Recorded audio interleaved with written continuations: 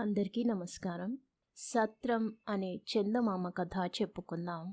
పారసీక దేశాన్ని పూర్వం ఒకప్పుడు ఫజల్ మహమ్మద్ అనే ఒక గొప్ప చక్రవర్తి పరిపాలించేవాడు. ఆయన తాను నివసించే రాజనగరును ఎన్నో లక్షల మొహరీలు ఖర్చు చేసి కట్టించాడు. దేశదేశాల నుంచి పనివాళ్లను రప్పించి వాళ్ళ నేర్పంతా ఆ భవన నిర్మాణంలో కనబరచవలసిందని, గొప్ప బహుమతులు ఇస్తానని వాగ్దానం చేసి పని చేయించాడు.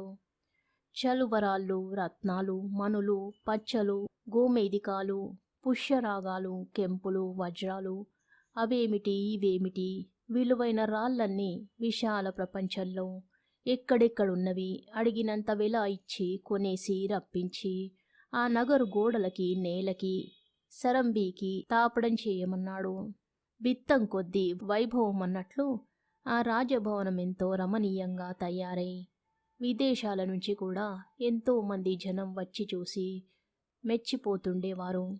వాళ్ళు మెచ్చుకుపోతుంటే చక్రవర్తి విని తాను చేసిన ఘనకార్యానికి ఉబ్బి తబ్బిబ్బై ఇంకా ఆ భవనానికి వన్నెలు చిన్నెలు తీర్చిదిద్దడానికి సొమ్ము వెచ్చిస్తూనే ఉండేవాడు. తన తాతలు గడించి పోగు చేసి ఉంచిన ధనం కోట్ల కొలది ధనాగారంలో ఉండేది కనుక ఆ సొమ్మంతా వెచ్చించి ఆ గొప్ప భవనాన్ని ఆయన కట్టగలిగాడు. కానీ ఏ చక్రవర్తి అలాంటి భవనం కట్టించడానికి సాధ్యమవుతుంది?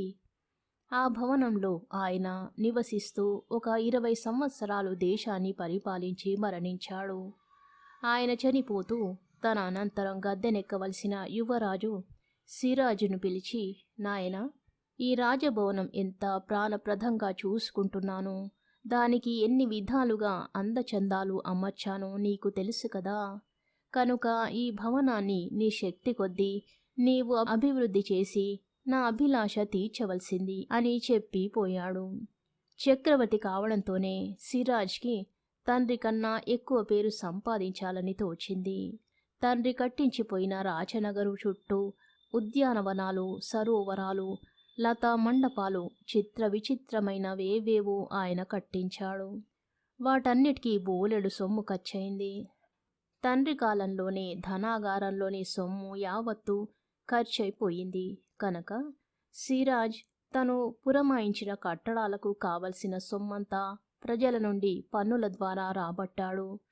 ప్రజల నుండి రాబట్టిన సొమ్ము ప్రజల మీదే ఖర్చు చెయ్యాలి గాని ఇలా రాళ్లకి, రప్పలకి, ఉద్యానవనాలకి, రాజనగరుకు ఖర్చు చేయడమేమిటని ప్రజల్లో సనుగులు బయలుదేరాయి. కానీ ఎవ్వళ్ళు ఎదుటబడి సిరాజ్ను కాదనలేకపోయారు. సిరాజ్ ఆ భవనంలో నివసిస్తూ ఉద్యానవనాలలో విహరిస్తూ ప్రజల యొక్క కష్టాలు గమనించకుండా వాళ్ళ సొమ్మంతా ఆ భవనం మీద, తాను చేయించిన నిర్మాణాల మీద వెచ్చిస్తూ ఒక 25 ఏళ్లు పాలించి చనిపోయాడు.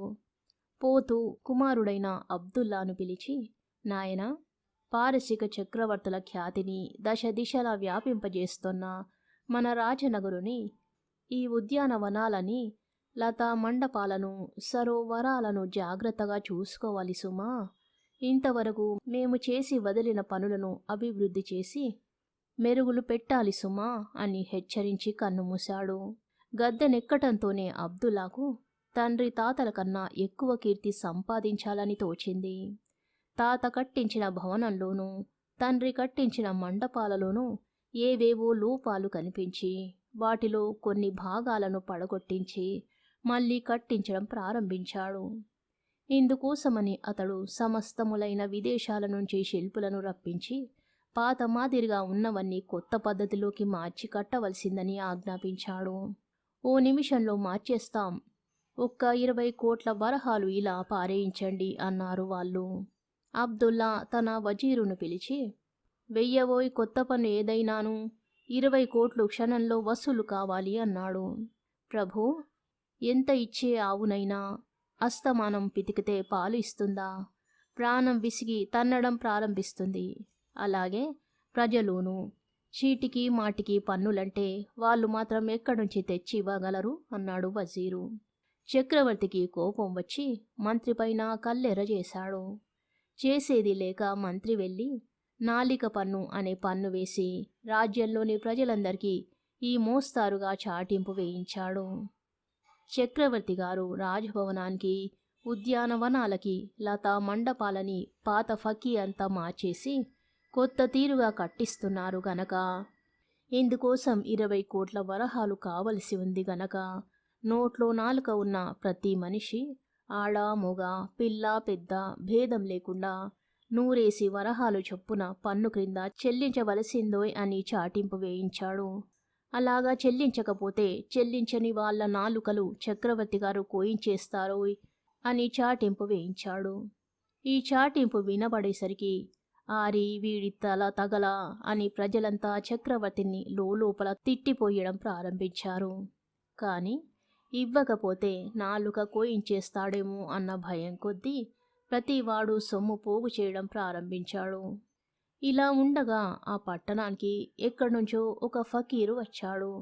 అతడు భిక్ష కోసం ఇంటింటికి వెళ్ళి అల్లాహు అక్బర్ అని అరవడం ప్రారంభించాడు. కానీ అతడికి ఎవరు భిక్ష వెయ్యలేదు. అతడు ధర్మం ఇలా నశించిపోయిందేమిటి, ఎక్కడడిగినా పొమ్మంటున్నారే అని ఆశ్చర్యపోయాడు. దమ్మిడి దగ్గరుంచి కూడదీసి నాలుక పన్ను కట్టాలి, నీకు ముష్టి ఎవరు వేస్తారయ్యా అన్నాడొకడు. అప్పుడు ఫకీరు సంగతంతా తెలుసుకున్నాడు. రాజభవనం మీద పెట్టడానికని సొమ్ము కోసం ప్రజల్ని ఇలా పీడించడమేమిటి, ఈ చక్రవర్తి కళ్ళు తెరిచేటట్టు చెయ్యాలి అనుకున్నాడు ఫకీరు. అతడు వెంటనే రాజనగరు ప్రవేశించాడు. లోపలికి వెళ్ళవచ్చా అని అతడు ఎవరిని అడగకుండానే సొంత ఇంట్లోకి వెడుతున్నట్లు చొరబడ్డాడు.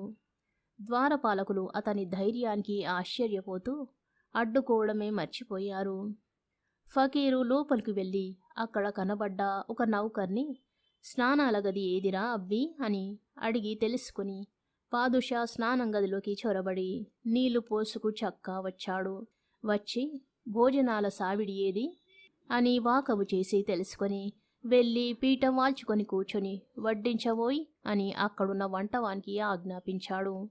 చెప్పినట్లు చెయ్యకపోతే ఫకీర్కు కోపం వచ్చి ఎక్కడ శపించి పోతాడో అన్న భయం కొద్దీ వాడు అతనికి పాదుషాగారి బంగారు పల్లెంలో పంచభక్ష పరమాన్నాలు పట్టించాడు.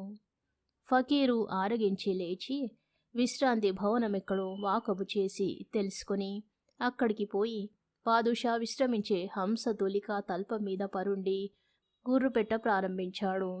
ఫకీరెవడో వచ్చి రాజనగరును సొంత భవనంలాగా వాడుకుంటున్నాడని తెలియడంతోనే అబ్దుల్లా చక్రవర్తికి ఆశ్చర్యం వేసి ఎవరు చెప్పమా అనుకుంటూ వచ్చి చూశాడు. ఫకీరు ఇంకా నిద్రపోతూనే ఉండడం వల్ల సాహసించి పాదుషా అతన్ని లేపలేకపోయాడు. ఫకీరు లేచే వరకు అక్కడ కనిపెట్టుకుని ఉండి లేవడంతోనే అబ్దుల్లా అతనితో, స్వామి, ఫకీల నిమిత్తం మేము కట్టించిన సత్రాలు ఎన్నో ఉండగా తమరు రాజభవనాన్నే ఉపయోగిస్తున్నారే అని అడిగాడు. ఫకీరు ఏమీ ఎరుగనట్టు ఇది కూడా సత్రం అనుకునే నేను ప్రవేశించాను అన్నాడు. సత్రం కాదు మహాత్మా, మా తాత తండ్రి నివసించిన రాచనగరు ప్రస్తుతం నేను ఉంటూ ఉన్నది అన్నాడు అబ్దుల్లా. ఓహో, అయితే మీ తాత ఇందులో ఎంతకాలం ఉన్నాడు అని యథాలాపంగా అడిగాడు ఫకీరు. 20 సంవత్సరాలు అని జవాబిచ్చాడు అబ్దుల్లా. మీ తండ్రి అని తిరిగి ప్రశ్నించాడు ఫకీరు. 50 సంవత్సరాలు అన్నాడు అబ్దుల్లా. నువ్వు ఎన్ని సంవత్సరాల నుంచి ఉంటున్నావు అని మరొక ప్రశ్న వేశాడు ఫకీరు. నా వయస్సు 30 ఏళ్ళు. నేను పుట్టినప్పటి నుంచి ఇక్కడే ఉంటున్నాను. జీవితాంతం వరకు ఇక్కడే ఉండబోతాను అన్నాడు అబ్దుల్లా. నువ్వు 100 సంవత్సరాలు బ్రతుకుతావని అనుకుందాము. అప్పుడింకా 70 ఏళ్ల కన్నా ఎక్కువ కాలం ఈ భవనంలో నువ్వు ఉండవన్న మాట కదా అని అదో రకంగా చూశాడు ఫకీరు. ఫకీరు అలా ఎందుకంటున్నాడో అర్థం కాకుండానే పాదుషా చిత్తం అన్నాడు.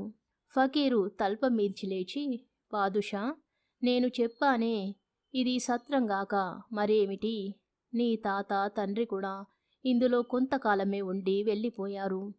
నువ్వు కూడా అలాగా కొంతకాలం ఉండిపోయేవాడివే గాని ఇందులో శాశ్వతంగా ఉండబోయేది లేదు. అలాంటప్పుడు ఈ భవనం కోసం కన్న బిడ్డల వంటి ప్రజల్ని పీడించడం ఎందుకు? ఈ సత్యాన్ని గుర్తించి ఇకనైనా వాళ్ళ సొమ్మును వాళ్ళ క్షేమం కోసమే వెచ్చించు అని హితబోధ చేస్తూ ఇంకా నాకీ సత్రంతో పనిలేదు అని అక్కడి నుంచి లేచి వెళ్ళిపోయాడు. అబ్దుల్లా జ్ఞానం తెచ్చుకుని వెంటనే నాలుక పన్ను తీయించివేశాడు. అంతేకాదు, నాటి నుంచి వెర్రిగా లోకుల సొమ్ము బలవంతంగా వసూలు చేసి ఆ భవనం కోసం వెచ్చించడం కూడా మానుకున్నాడు. కథ సమాప్తం. శుభం.